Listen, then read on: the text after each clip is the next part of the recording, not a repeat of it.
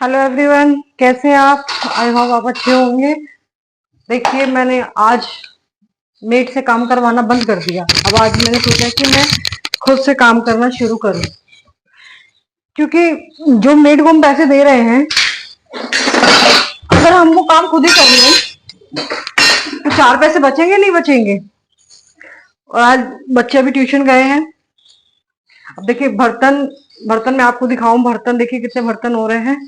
अब मेड दोनों टाइम आती थी और आई नहीं। मेरे लोगों को क्या रहता है कि 4 दिन होते नहीं है, उनको पैसे चाहिए।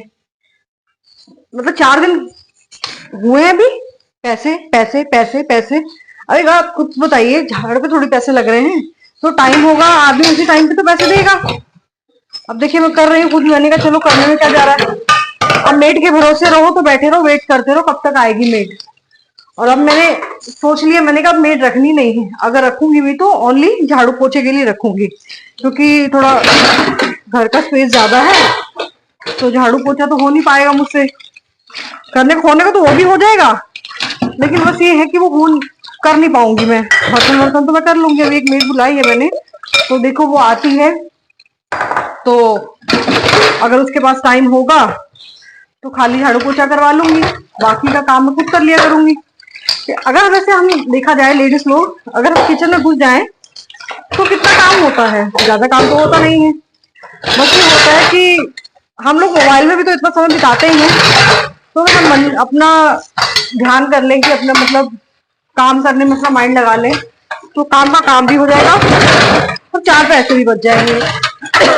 और मेड मेड मेड जैसा ही काम करती है, तो कहीं कभी अपने घर जाती वो ये सोच के तो करेगी नहीं कि हाँ भाई मुझे अच्छा काम करना है, क्या करना है।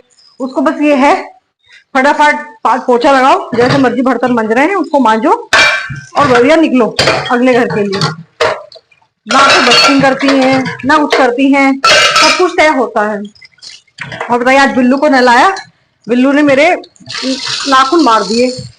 मतलब काबू नहीं आता बिल्लू बिल्कुल भी ना, भागता है बिल्कुल बिल्कुल।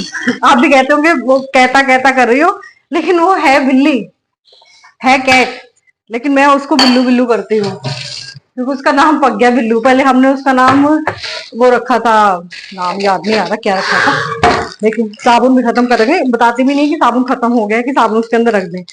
मतलब हर चीज वही वाली बात है ना, किचन किसी के हैंड ओवर कर दो ना अपना, तो हम लोग भूल जाते हैं कि हम हमारा सामान कहाँ रखा है, क्या नहीं रखा है।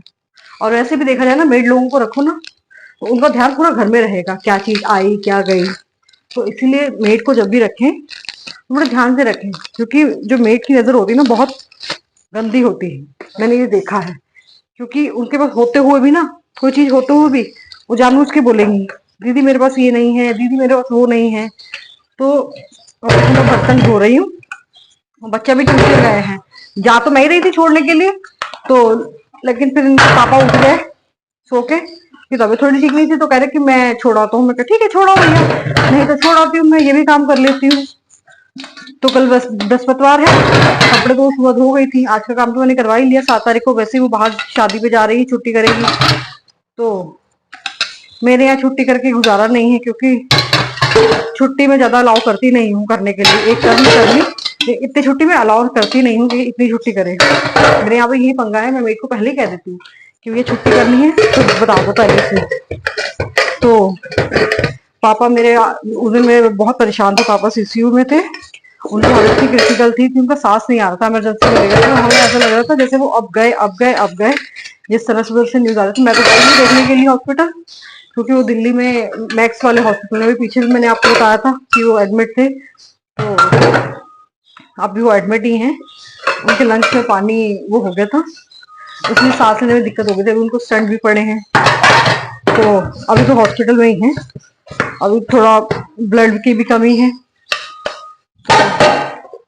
हो जाएंगे। भगवान पे भरोसा, सबसे पहले ऊपर वाले पे भरोसा रखना चाहिए, क्योंकि मुझे लगता है कि अगर हम ऊपर वाले को याद करते रहेंगे ना, हर पल हर लम्हा, सुख दुख में, तो हर इंसान करता है। अगर हम सुख में भी याद करते रहे ना, तो दुख आएगा भी तो हम निकल जाएगा, हमें पता नहीं चलेगा।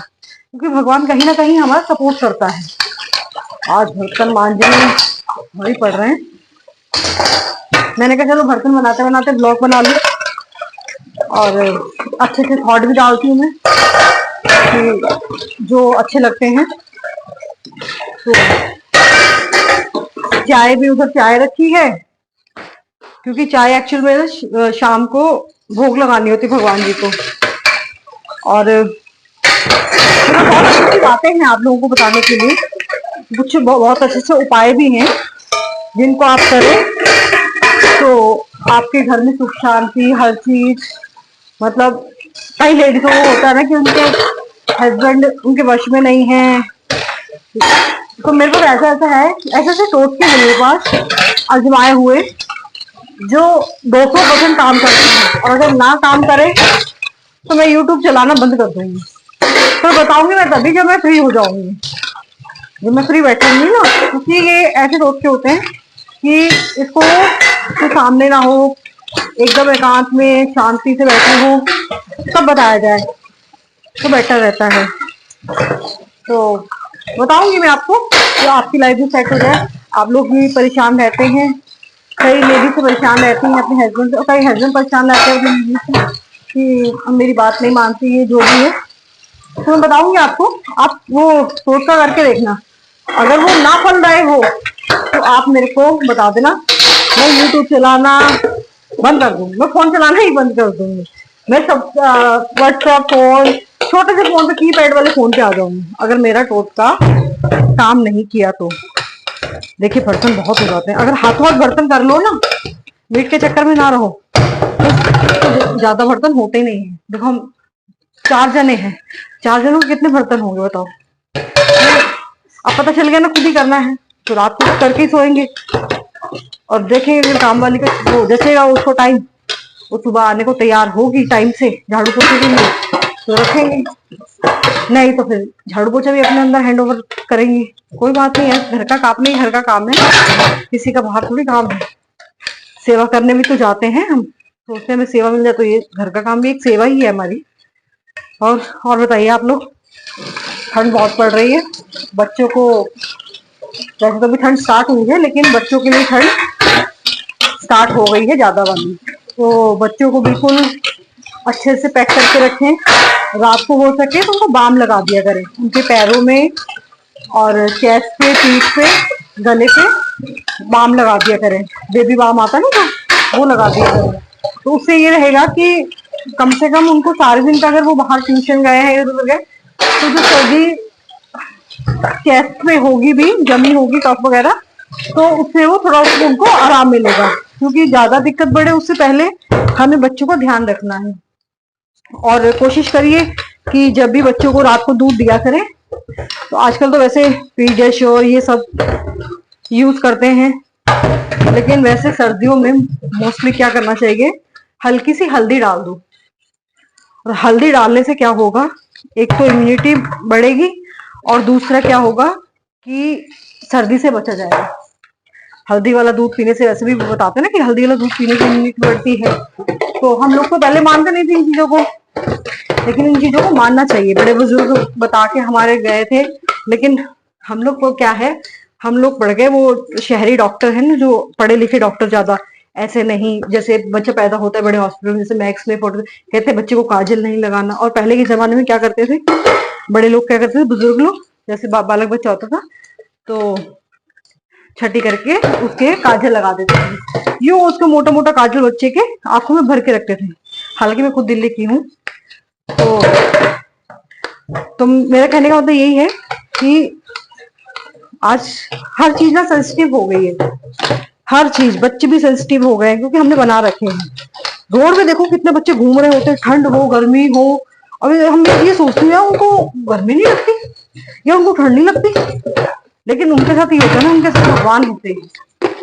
क्योंकि देखिए भगवान सबका एक, मतलब जानवर लगा लो, पक्षी लगा लो, सब अपना अपना घोंसला बना के, उनको पता है कि ठंड का टाइम। अब देखिए छिपकली, आपको छिपकली घर में सर्दी में कहीं नहीं दिखेगी, क्यों? क्योंकि छिपकली को भी पता है ठंड है, तो वो भी अपनी जगह बना के होगी घर में ही, आपके होगी आपके घर में ही, लेकिन वो दिखाई नहीं देगी। क्यों? क्योंकि वो भी अपना बिल बना के कहीं ना कहीं छुप गई है, क्योंकि ठंड है। तो इसीलिए आपको मेरी आवाज कम आ रही होगी और बर्तनों की ज्यादा आ रही होगी, क्योंकि बर्तन ना खटखट खटखट खटखट तो करते ही हैं। वो एक कहावत है ना, जहाँ चार बर्तन हो वो तो बजते ही हैं। तो वही वाली बात होगी, चार बर्तन बज रहे हैं बस। और बताइए, बस मेरे बर्तन होने वाले हैं। और रोटी आज मैंने सोचा है, मैं पहले रोटी बना के नहीं रखा करूंगी, क्योंकि पहले मैं क्या करती थी, डेली रोटी मतलब मेड जैसे रोटी बना के रख जाती थी, तो वो मतलब ऐसी हो जाती थी, सूख जाती थी और बच्चे वही खा रहे हैं। तो या तो ताजी ताजी बच्चे खाएं, उसी समय रोटी बनाएं, और जिससे रोटी बचे ना। अब रोटी बच जाती है, क्या फायदा उसको फिर डिस्ट्रॉय करना पड़े।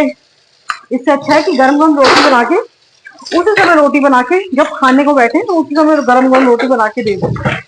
तो इससे ये भी रहेगा कि चलो बच्चे गरम गरम रोटी खा रहा है और माइंड भी डाइवर्ट हो जाएगा। माइंड भी इतना इधर उधर भागता है।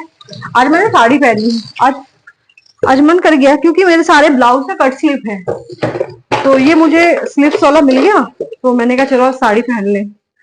और कल मैं वैसे ही मैं ट्राउजर और येलो कलर का गरम वाला टॉप पहनूंगी, क्योंकि कल थर्सडे है। थर्सडे को ऐसे येलो पहनते हैं, तो मैंने कहा, मैंने एक ट्राउजर वो लिया था, येलो कलर का टॉप लेके आई थी, तो मैंने कहा कल मैं वो पहन लूंगी। तो बस, और क्या बताऊं, बर्तन धुल रहे हैं।